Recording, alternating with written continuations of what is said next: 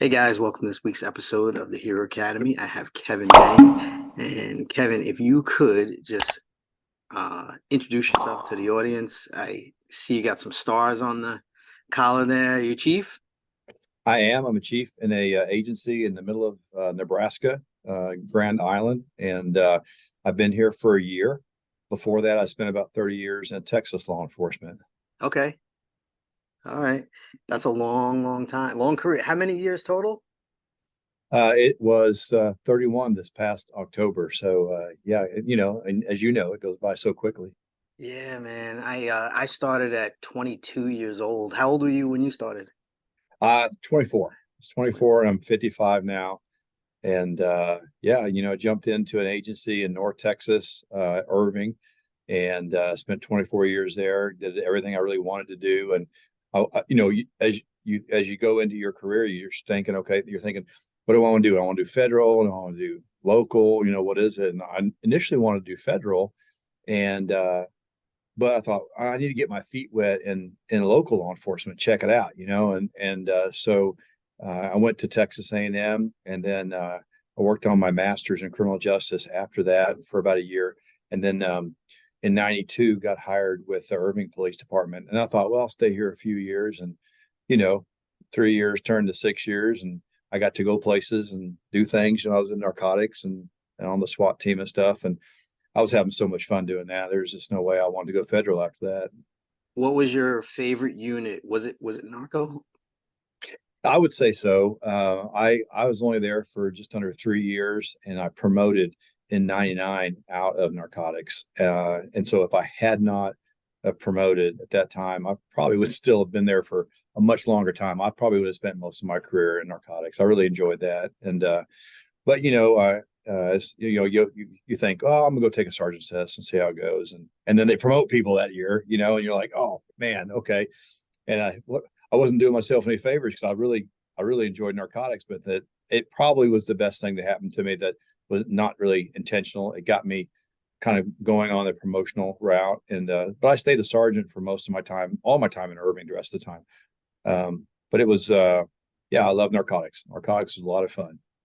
Yeah, I tell people that that was a dream of mine to get promoted to detective into narcotics. And when I got the phone call, they said, "Congratulations, you're getting promoted, but you're going to special victims." Like, oh Wait a God, minute, that's not what I was thinking about that's doing. not what I was thinking. Right, right, right. So I did that for almost 3 years, and then I was able to make my exit and go to robberies, assaults, Yep, larceny, things like that. So yep. that's my story. A lot of people say that they love sergeant, the rank of sergeant, because you're still in the field, but you're not necessarily handling the calls. hmm You and I would definitely agree. I would say that if you're going to be a supervisor in a police department, the sergeant's the best place because we all get in because we want to help people. We want to make a difference, and when you get into local policing, it's nitty gritty. You like eyeballs to eyeballs on the street. And so when you're a sergeant, you get to have an influence over a group of officers and mentor and develop them, but you're still on the street. And in Irving, it was the same way. I know your agency's gigantic. Irving was, I think, just under 400 officers or so, and it was big enough to where you can That's move pretty big. around and stuff. Yeah, it's decent size, um, and as a sergeant, we had our standalone SWAT team, so I was a sergeant on the SWAT team for almost 5 years, and then anytime in patrol, it's great. Sergeants, you're right there, you're with the troops, you're doing some of the job. So yeah, sergeant was great. Do you have any favorite cases from narco or favorite calls that you went to as a sergeant? Well, I would say as a sergeant, there's, since most of my time was as a sergeant, there were some things that came up. We all have a crazy first couple of years when we get into policing because, we're new and we're running around like, a herd of cats and everything. And so everything's just crazy. I would say, you know, we, I would say there's a couple different stories. One is early in my career, I was with a buddy that we went to the academy with, and we were running a lot of people in patrol one night because we were experimenting with a 10-hour shift. So there's a lot of overlap. And so there was just everybody on the streets and we were running into each other left and right. And so we were working a 2-man unit, and we got information that these gang guys had stolen a car and they were going to come to this particular apartment complex, and that's where they were going to come in because one of them lived there. And so we of course we only got like a year and a half on, so we think we're big time, and we're across the street waiting for them to show up, and sure enough they show up, and we get in behind them and they make us like nobody's business. So we try to I decide, because we're in a car with no lights, and we can't get on the radio because there's too many people out there. So I move ahead of them and kind of angle in. They stop, and my buddy jumps out. I jump out. I hear a gunshot, and long story short, I come around to the far side of the vehicle, and we get everybody out. But it turns out that my buddy had, when he went to go reach for the doorknob, the door latch, he'd also had his finger on the trigger.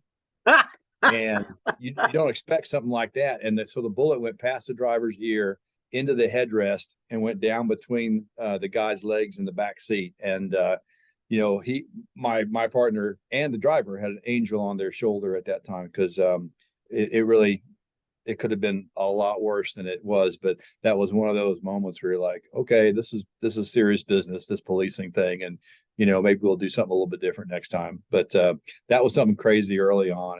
And in narcotics, I always like to draw the difference between narcotics and SWAT is that when you're in narcotics, you pretty much don't do anything with a plan, right? Because the plans always immediately go off the rails. So you're Yeah, like, they say, "Hey, meet me in this parking lot," and then they say, yeah, "Oh, yeah, I'm running a little late. Can you meet me over here?" yeah. And then what's the guy's name? Well, his name's Joe, and he shows up in this car, and whatever. And then you got the SWAT team involved, and I always make fun of them, but we always did in narcotics, because they do everything with a plan, right? I mean, they're going to go eat buffet pizza with a plan. And so we would always, mess with them, but they would want, okay, what's this guy? Let's give it all the details. Okay, well, the guy shows up. He's always showing up in this car. He's always shown up alone. We've always done the deal in my car, and he walks back to his car. He always parks. And of course, when you're going to bust them, they always show up. They park in the fire lane. They bring their kids, and all this kind of stuff. So the plans go off the rails pretty quick. Now, how many people are in your agency now? How is it, a smaller agency? It's smaller than Irving. It is authorized 89 sworn. We're about 5 or 6 down. We were about 20 down in January when I first got here. We did a lot of hiring, a lot of good hires, but as you know, it takes a year to get somebody from hired to on their own. And so we've got about 5 or 6 more spots to fill. We should get those filled by the end of this year. And then by this time next year, we'll have everybody functionally as a real cop, on the streets. When you left, before you went to Nebraska, what was your highest rank?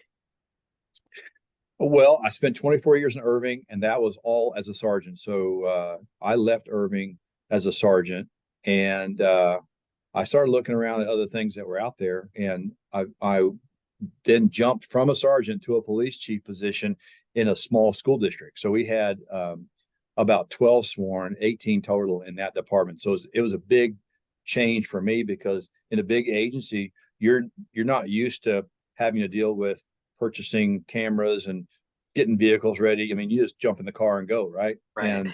And so in a small, and it's in a school district, which was different as well.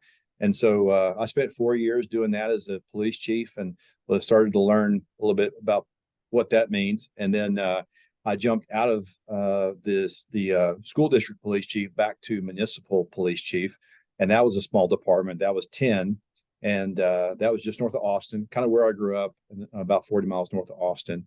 And during that time, I thought, well, when I went to the school district, I thought, man, now I'm a police chief. That's great, but they can fire me at any moment. If anything bad happens, I better have a plan B.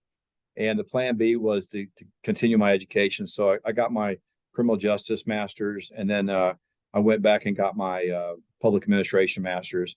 And then during the time I was in the municipality in just north of Austin, I finished all the classwork for my PhD in criminal justice. And so I'm working on the dissertation now up here in Nebraska. What is your thesis? What's the topic? The topic, since I spent time in the school district and I was an SRO sergeant for a few years, that fascinates me in what we think is safety and security in a school district, a school resource officer model versus what the staff thinks, right? Because we all know that there's a little bit of difference there. Yeah, they don't So want you to carry a weapon in the schools. yeah, If it was up to you them. know, yeah, they want somebody that comes in high fives, but we want somebody that we know is switched on that can take care of business if you have, God forbid, an active shooter show up or anything like that, mad parents, whatever. And so the dissertation is going to be a survey and analysis based on what the perceptions of safety and security are with regard to school staff and the SRO model, and where those gaps are, and where we can close the gaps in training and policy. I know for a while there was a push for teachers to be armed.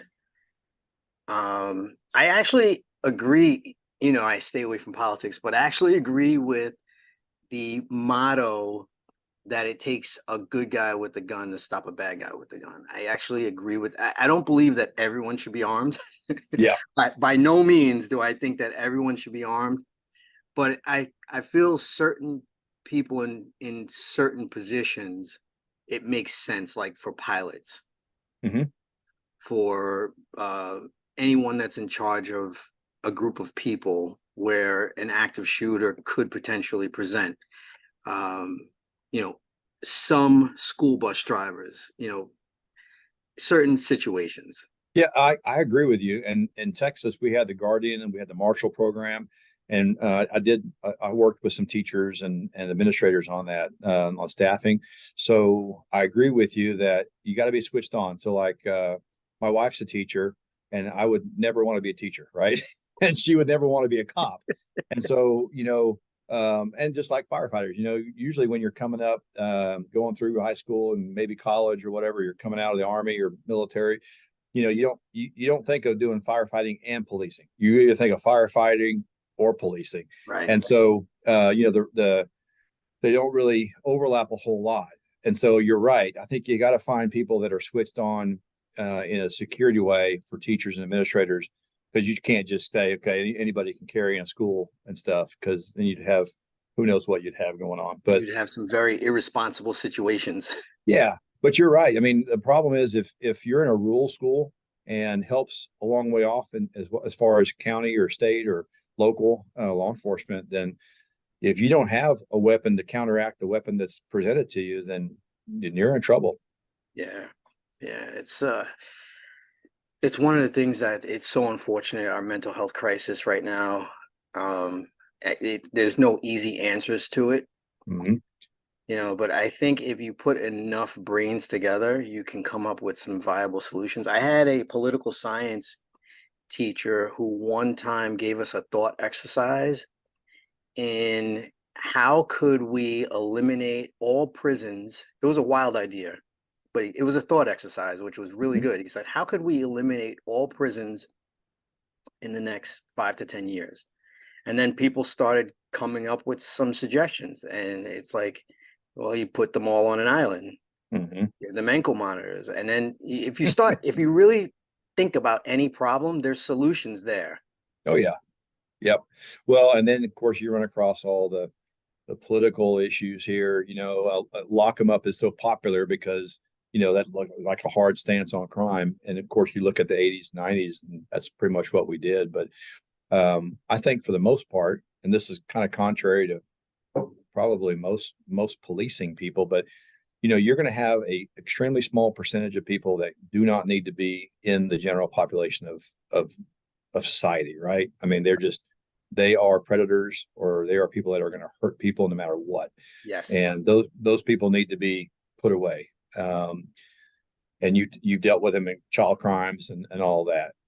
But I would say for the other, whatever it is, probably 80% of the people that are incarcerated, it sure would be nice to find something that's more cost effective, that's actually more productive, that gives them some ability to have resilience and incorporate back into society.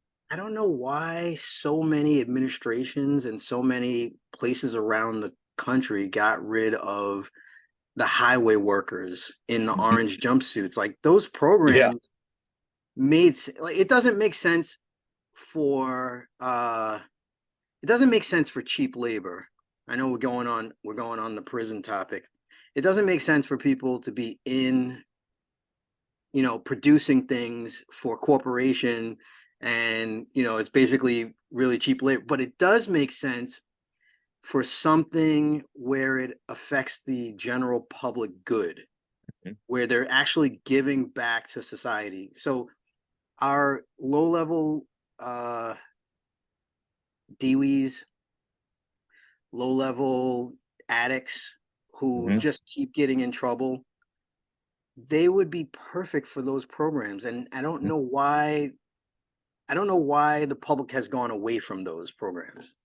I, I think because it doesn't look like you're being tough on crime. The problem is, the more people we've been locking up over the years, somebody knows somebody that is in jail, in prison, probation, whatever, and I think it's going to take people touching people there, that I actually know this person, and this person they were a great cousin, for example, but they got in the wrong side of the law, and but now they're back out and they're trying, but so it I think just like in policing, it takes that breakdown of the evil criminal in the alleyway, the boogeyman type of thing, and it takes more of us realizing and humanizing.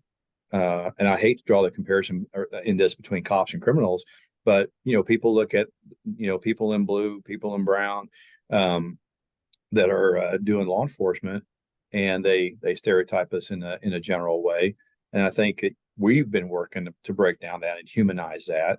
And I think the criminal is the same way. Unfortunately, if the public would realize, okay, pretty much everybody has an alcoholic in their family, maybe a drug addict, maybe somebody who's just committed a crime for whatever reason, um, and you humanize it and go, what can we do? Are they truly a bad person? Okay, they are, then all right, they probably need be behind bars.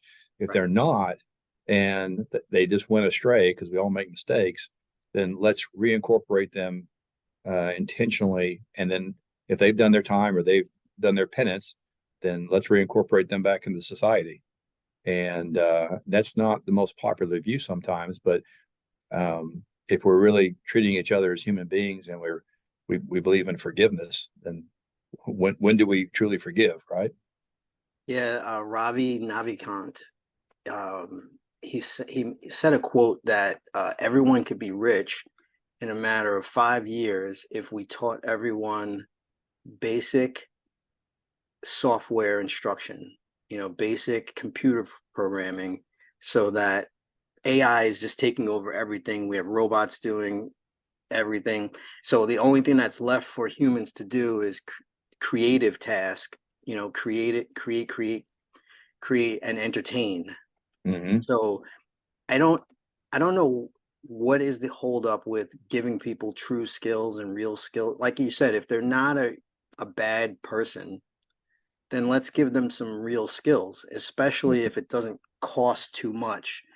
If the cost to society is not too much, how can we turn this around? And I think if you go down that thought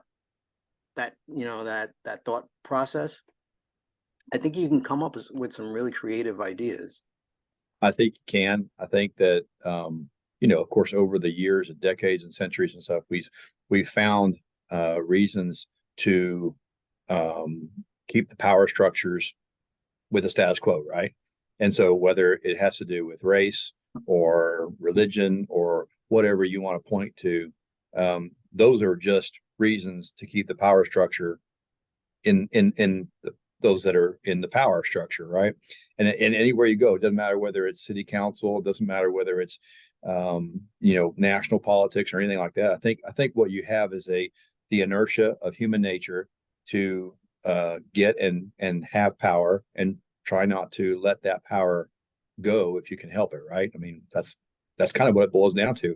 I think that some of that power structure and that um, would be whittled away if we truly went for more of that egalitarian system, like you're talking about.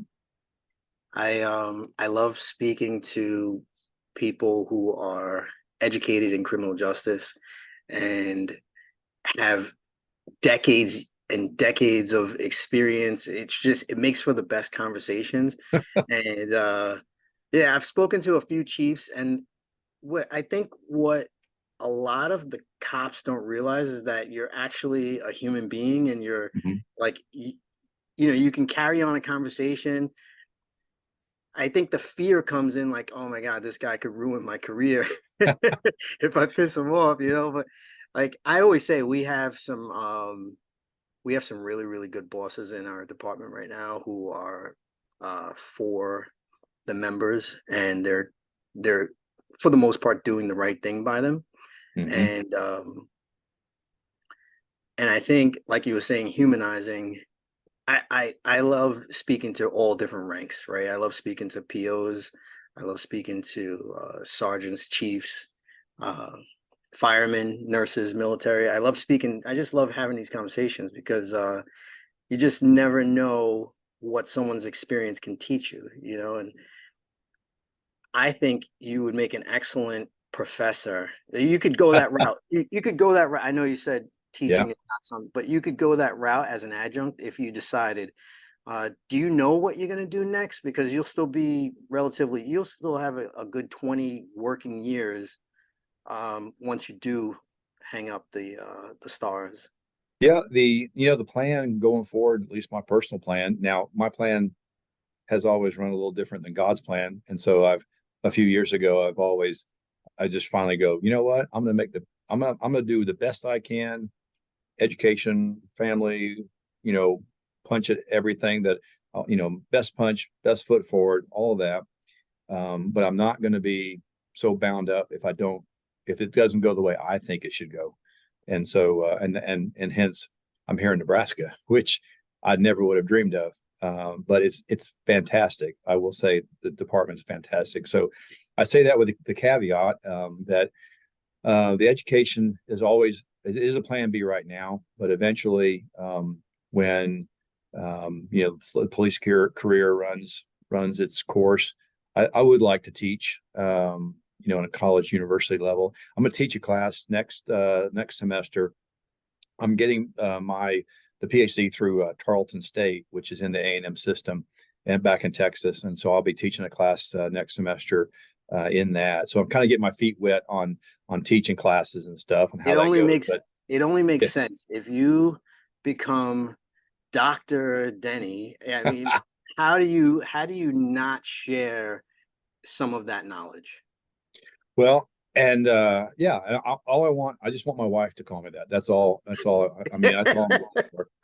Um, but yeah, I can remember back when I was in college, and then when I went not so much to A&M, but then to Sam Houston State, and I was working on my master's. The best instructors that I had were one in particular worked a full career in Chicago PD, and this is just fascinating to listen to because you have this depth of experience and moderation that goes that kind of tempers the academic idealism, I think. And I think for those of us going into the practical world, corrections, law enforcement, all of that, probation, parole, if you're going through and you're listening to an instructor like that, um, I think you're more ready, you're more prepared for the real world. You get more that this is what it's really like. This is the academic stuff. We got to teach theory. We got to do this, but it makes it more applicable, I think. And those are the great professors I love listening to them and their stories and how it applies to academics. I had a professor who had his Juris Doctorate. I didn't even know what a JD was. And he was prior NYPD. I looked up to him so much because he just had like you said, such depth of knowledge. He was just a great instructor, and like I really leaned forward and leaned in as a 20-year-old young man who had stars in his eyes. Like, this is what I want to do.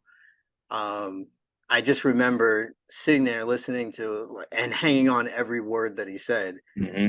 just really enjoying being in his class. I wish I could remember his name, but but I just remember that he had his Juris Doctorate, and he had the years and years of experience, which it's priceless. Hmm. Yeah, and I think that's sorely needed now, especially in criminal justice in um, your college academics field and stuff, because there's always that balance between your I guess career academics and your practitioners turned academics and what that looks like. And because I don't want to do research, I don't really want to publish anything, but that's exactly, you're right about that. Getting back, if I do get back into a classroom setting after this, that's what it would be mainly for, is just to have that fun interaction with new students coming through and seeing how they're going to help shape 21st century policing and what that looks like, and to make it better than it was when I was there, Yeah. Do you have a any advice for people that have over 20 years on and they're starting to feel like it's almost time to hang it up? Mm. Well, The transition. yeah, I guess my advice would be kind of what I actually went through myself. You always go through that after about 20 years. And in Irving, you could retire after 20 years. You get your pension at 20, which was probably half of your salary, and so that's decent. So the question becomes, do I like doing what I'm doing here, or am I just staying here for the money to get the 30, 32 years in? And I would say, if you got gas in the tank and you're getting in that 20, 22 year time period, you have to be intentional about what you do. You have to reinvent yourself, or be cognizant that not don't just sit around and waste time, right? If you've gotten that far, most of us have gotten into policing because of wanting to make a difference and leave a legacy. Well, you don't want to get to 30, 32 years and look back and go, yeah, the last 10 years I just coasted. I didn't do anything. I would not want to do that. And that's where I came to my point at 20, 22, 23 years with Irving. I went back and got my master's in CJ because I'm like, okay, I'm not spinning my wheels anywhere I'm at. If I feel like I'm just kind of coasting, I need to shake it up. And that, I think that takes a lot of inner searching, and it takes a lot of maturity, because that's a big step. When I left Irving and I went to that school district, that was the hardest career choice I've ever done, because Irving's my safety blanket. Yep. It's my pacifier. It was great because it is my family, still my family to some degree. But my as opposed to staying there, where I would have kind of flatlined a little bit on most of my um, experiences and challenges. Man, I went like a spaceship, into orbit with how hard a work it was, how much challenging it was to go to a school district and learn all the different things with a different agency, and then come here. I would just say, hopefully to answer your question, that we should challenge ourselves, because you've only got one time coming around, and you don't want to look back and tell your kids and your grandkids that you're not really proud of the last few years or last 20 years or whatever. You're just doing it to get a paycheck, because no matter what you do, the money's going to be there. I think you just need to intentionally shake things up. And if you're not going to do it in policing, if you don't have any gas in the tank for that, and you want to do something different, and then go pursue your passion. And I am as excited now as I ever was when I first got in. I love the job. You know how it Why? is. Why? Where's that passion come from? Again, you transfer your motivation into different ways, and you look at what impact you're having. And so when I went from patrol to FTO, you feel like, oh, well, I'm teaching somebody else how to do the things I've just learned how to do. And then you go to CID and you hear about, oh, these CID slugs, they don't do anything. Well, you get there and you find out, no, it's really what you make of it, right? And CID, criminal investigation. criminal investigation division. So yeah, we had all the different investigators in one area, and so I guess the long thing is, you can be a slug no matter where you go, or you can be stand out and push it and grow and ask questions and learn. And so that's where I think, as a chief now, I'm the motivation that I have is to come into a police department, this one in particular, and help establish leadership, collaborate, listen to whatever the community, what the officers are saying, kind of get that collaborative vision of where we need to be going, and then make it happen. And it's always a process. We're building staffing. When we're building back, how do we want to build back? We don't want to build back the same way we were 5 or 6 years ago. What's the new build back look like? What positions do we need to orient ourselves better with the community, with their expectations? So that's where my motivation and fun is happening right now. So just shifting gears, as a chief, you have the ability to affect training, like you just mentioned, and like how officers are going to go out there. So do you have any kind of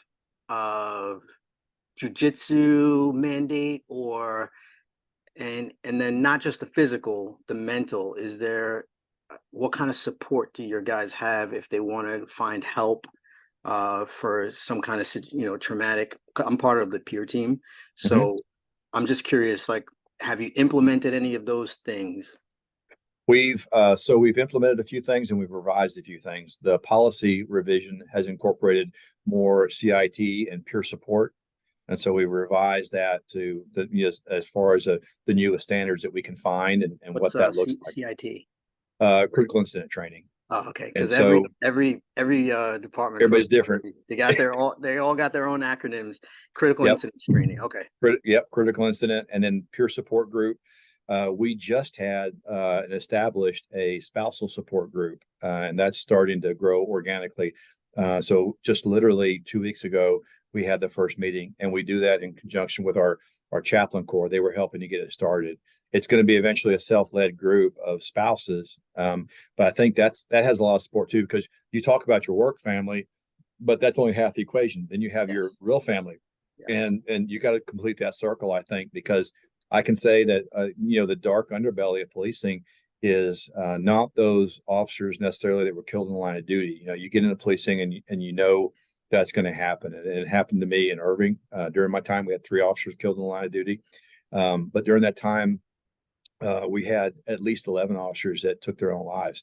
And that's just and you're a big agency. I mean, I talked to somebody in a stairwell one day, and then 2 days later, you find out they took their life. You're like, what happened? What could I have done? I didn't realize they were in such pain and all of that was an option. And so my goal as a police chief is not to have that happen in this department. And so the spousal support group, I think, is a big component of that, because it brings in the spouses of the officers, and where they can feel like they're in a safe space. I'm there for about 10 or 15 minutes to kind of talk about the department, where we're at, where we're going, discussing the issues that have happened, answer any questions that they may have, and then I leave. I exit stage left, and then they run their group. And I think that provides them with a little bit of a network and what's going on, and things that, because we don't bring a lot of stuff home. And I think that will really help out, as far That's as being able huge. to get help. Yeah, I That's huge. think if they know I can call somebody and get help outside the normal chain of command, and it helps if they see pattern changes or things like that going on, then the molehills don't become mountains. And that's my goal, is to do anything and everything I can as a police chief not to ever have something like that happen in this department. Yeah, I know. Los Angeles, they just lost 2 very close succession. Mm-hmm. So I know their department's hurting right now. It really is a shame. I lost 3 coworkers in my time. One was one of my sergeants who became a lieutenant. He seemed to have everything. He was an attorney, uh, beautiful young daughters, and you just never know what's going through um, someone's mind. I know there was another sergeant that I knew very well. I had no idea that he had a gambling problem, and I had no idea that he was in pain. If you talk to him, he seemed like he had the world by the cojones. Mm-hmm. Um, Same thing with that lieutenant. There was another young guy that I used to work with, fit, athletic, good-looking guy. Apparently he was out injured and drinking, broke up with his girlfriend. And next thing I know, I hear that he killed himself. And I'm like, Hmm. oh my God. I Yeah, just, and you can't help but thinking, what could we have done if we just known? And why did things get to this point where that's considered an option? And it's yeah, everyone, of course, the line of duty deaths, impacted me during my career, but that is not something I expected as far as the suicide and the mental health issues and stuff. So yeah, we are doing everything. I'm going to do everything I can here to not let that happen. That means policies. That means whatever we can do inside and outside the chain of command to identify it and stop head it off before it gets to a crisis point. in your 30-year career, I don't want to put you on the spot, but have you ever sought out any help for those incidences that you were involved in?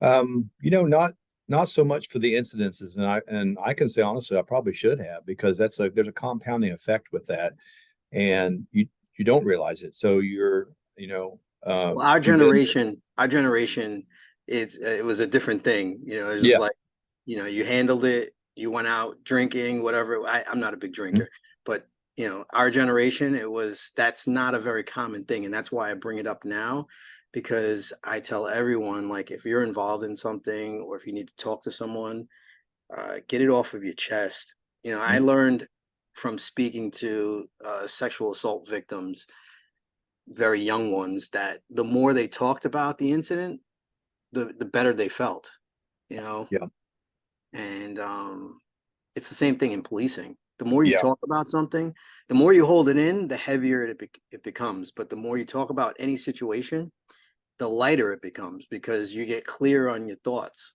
about it. yeah.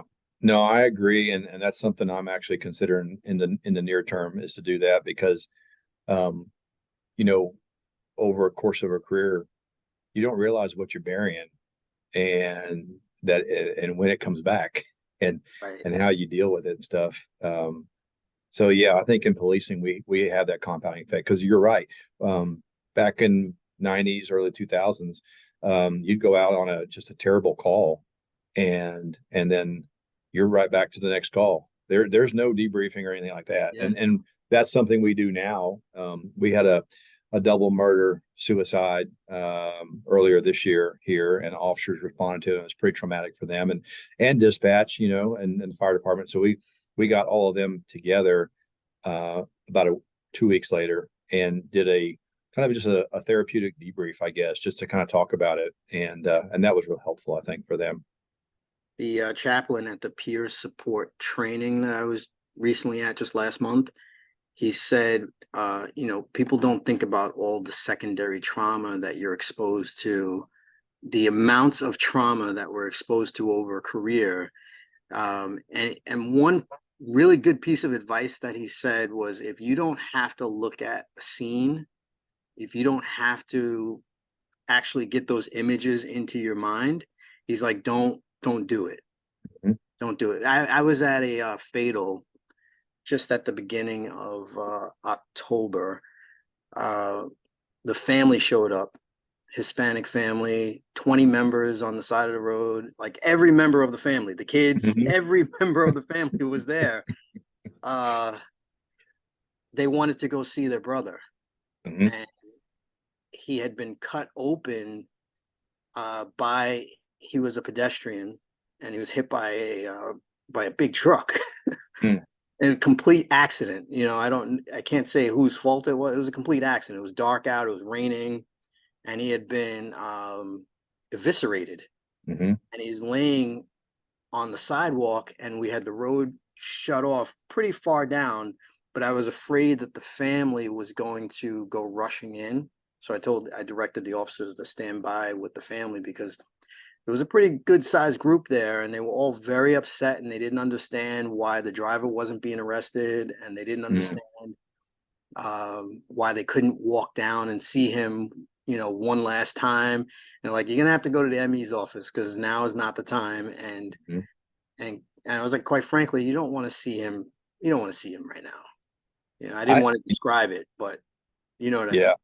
I agree with that. I think I've never been into the blood and guts stuff, and of course, I've seen plenty, but I don't go looking for it.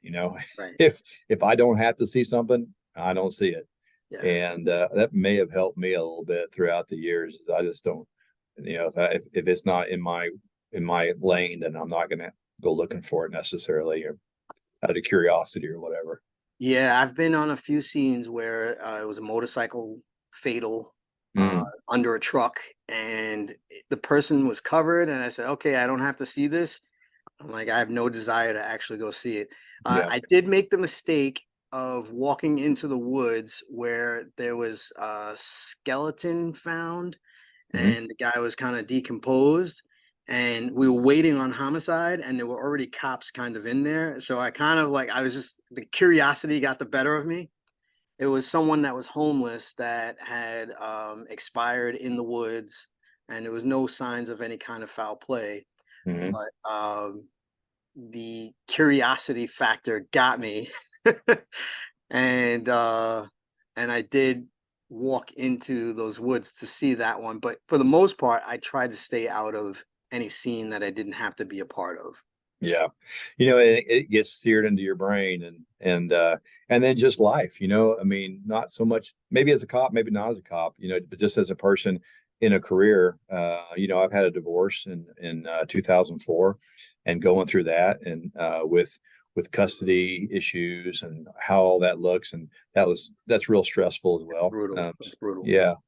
So that's and I'm just, again, I've been a really blessed, fortunate person, because get through that, and met somebody else, and that probably saved me in more ways than one, in my career and in life in general, I think. And now I've got never would have imagined it in 2004, but now I've got four beautiful girls. I'm married.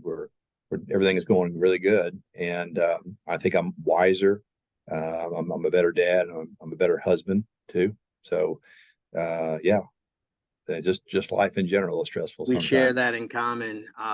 My girl is a nurse, Mhm. and we've been together for 5 years now. So she's a natural healer and natural empath, and she's just very sweet. So yeah, I'm very blessed and very lucky too.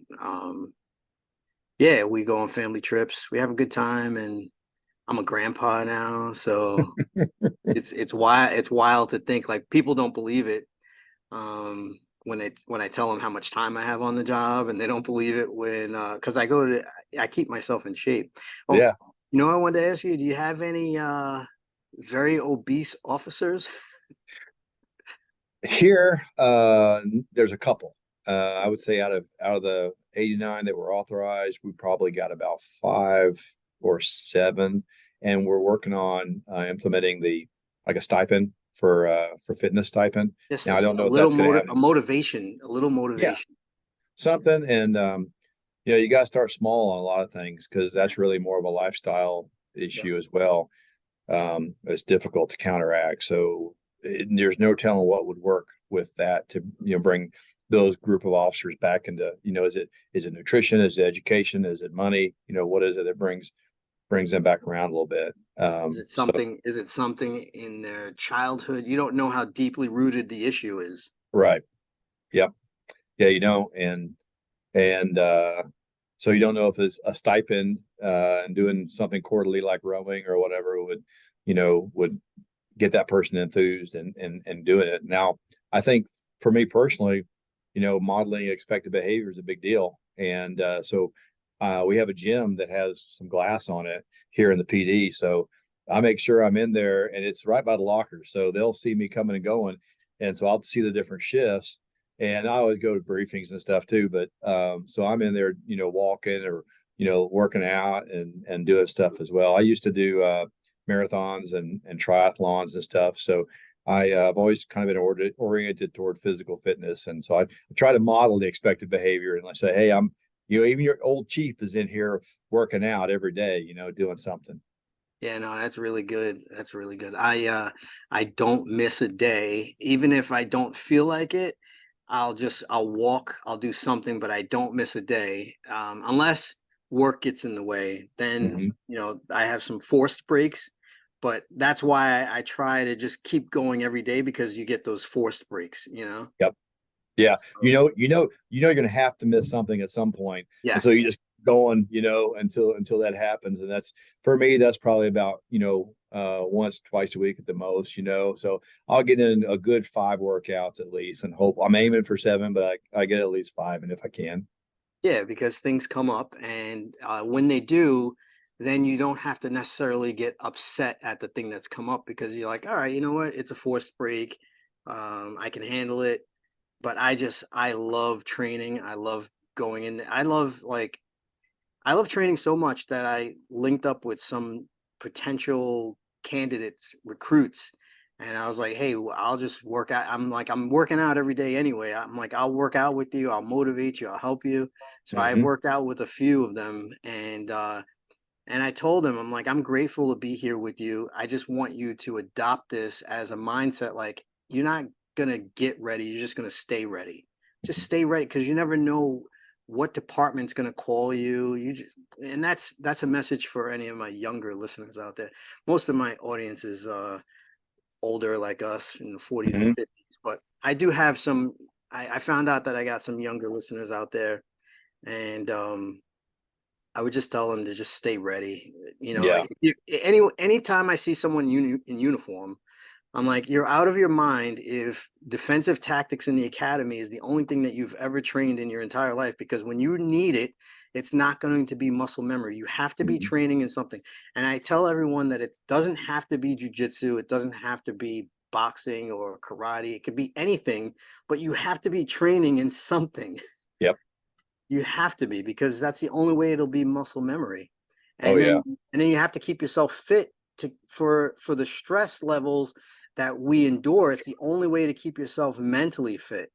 Oh yeah, yeah. And you know what?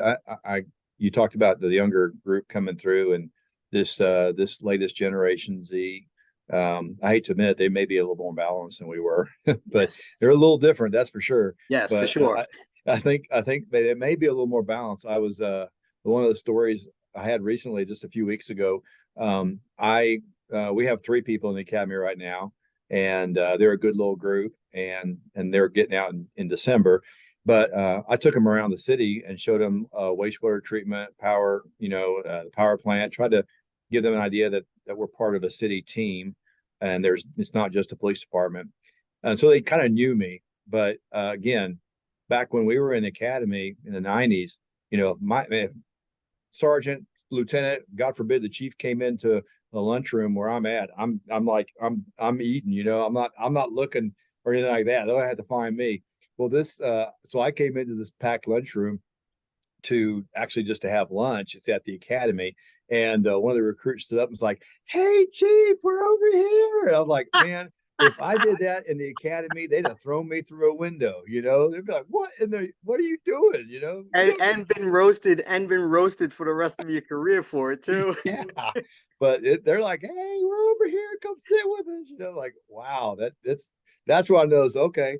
It's a little bit of a different, but probably good. They don't recognize a lot of that stuff that I would never if said anything to the chief uh unless they came over and sat down with me and started asking me questions. They're definitely a little more balanced because they pack more. They're a little bit more into nutrition Hmm. and their health and their looks, obviously, because of social media.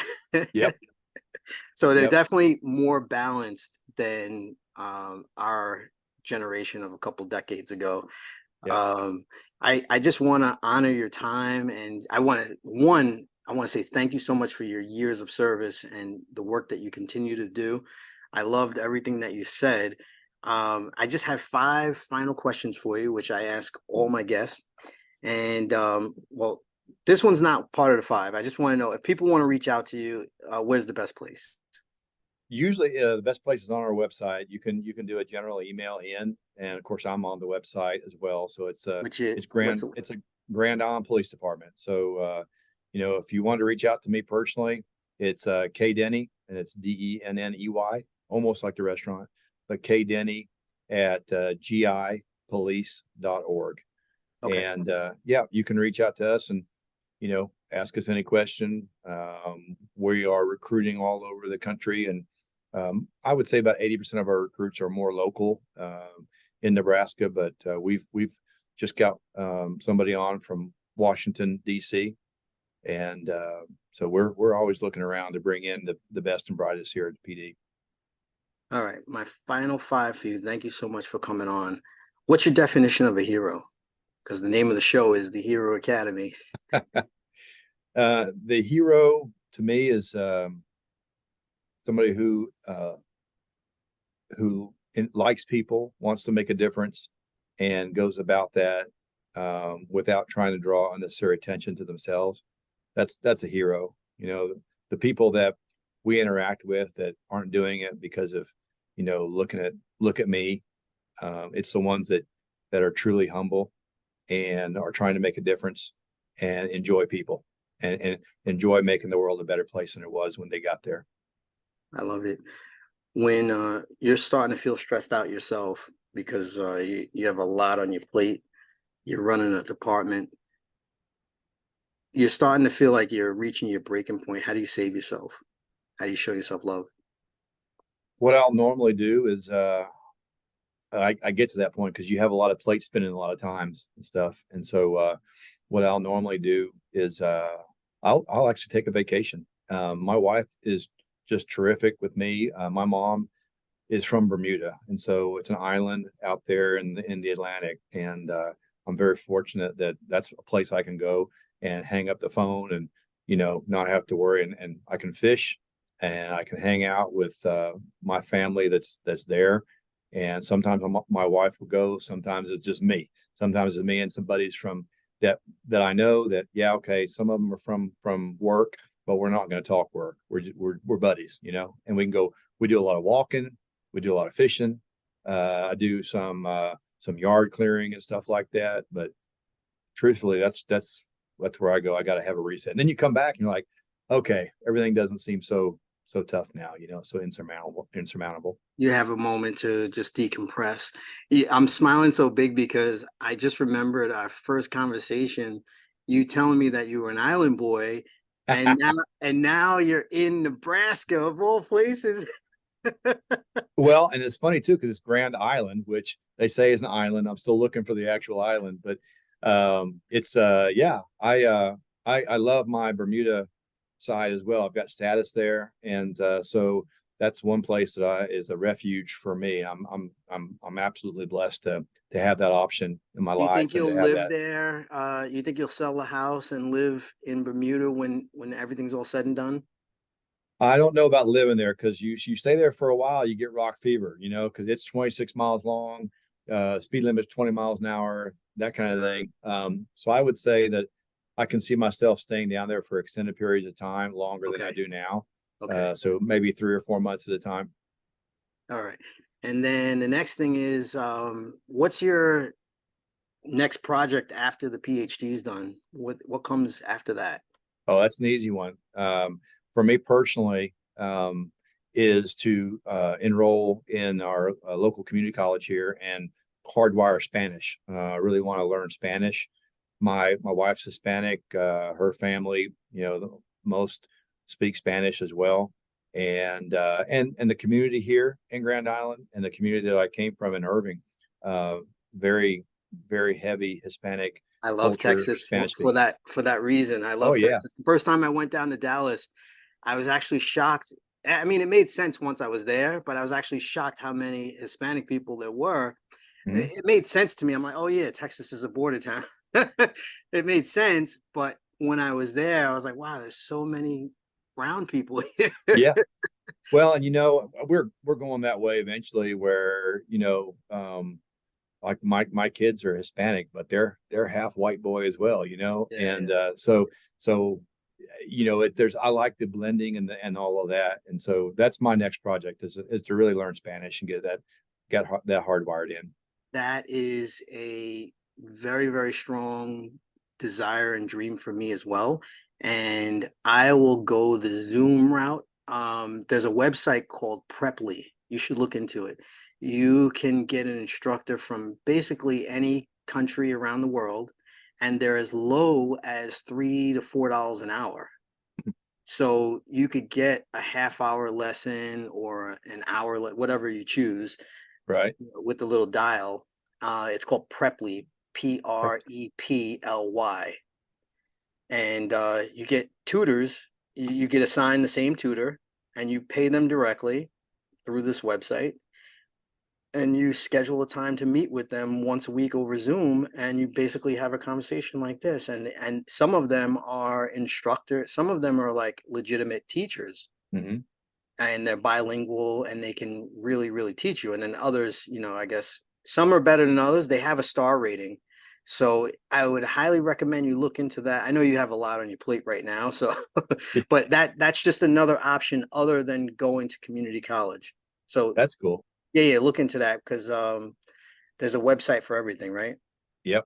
Well, that's What is interesting. your what's your power? What's your strength or your best ability? I would say my best ability is the ability to recognize strengths in individuals and put them in the right positions, collaborate effectively. So put together teams. I think a lot of that falls back on the time that I was a sergeant. But to identify people's passion and what their jam is, their strength, their working strength, and then to use that effectively in a team setting, and then to collaborate that team toward a vision. I would say that's probably my biggest strength. That's an invaluable skill that is very marketable, by the way, just so that you know, Hmm. um, to corporations, because if you decided to ever go that route. But you have so many marketable skills. I'm uh I'm definitely a fan. And just for fun, my last question: if you had a comic book superpower, what would it be and why? I love that question. I'm a fan of yours, by the way. Thank you. I would say I was all this is offbeat, but I was always a fan of the Flash. And so Me too. if I could have a superpower, that would be it. That's just cool to me, is what all the Flash could do. It could go almost light speed and run Vibrate through fast. walls. Yeah. I mean Yeah, that to me was would be my superpower.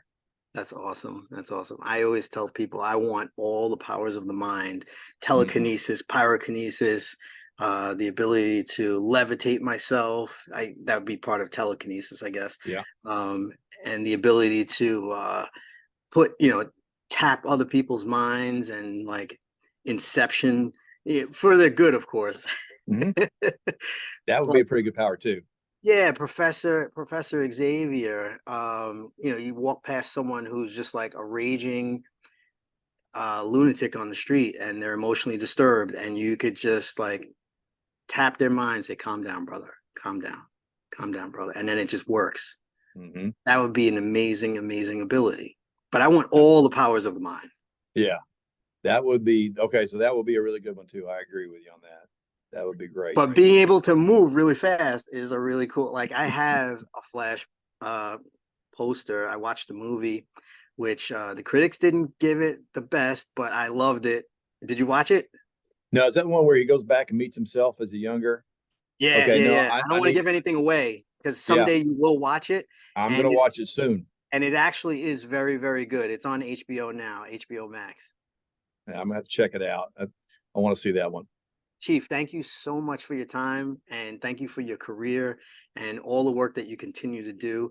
I really and truly appreciate you. Thank you so much, and stay safe, stay healthy. Well, thank you, Super Dave. I appreciate the opportunity to talk on your show and to get to meet you. And you stay safe and keep doing the good work that you're doing. Thank you, brother.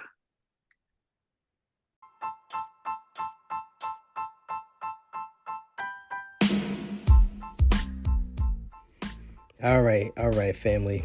I hope you enjoyed this episode. Everyone I interview, I've chosen for you guys because of their story, and I hope that you get some value every single time. If you did get value, or just simply enjoyed the episode, please share the episode with someone that you know.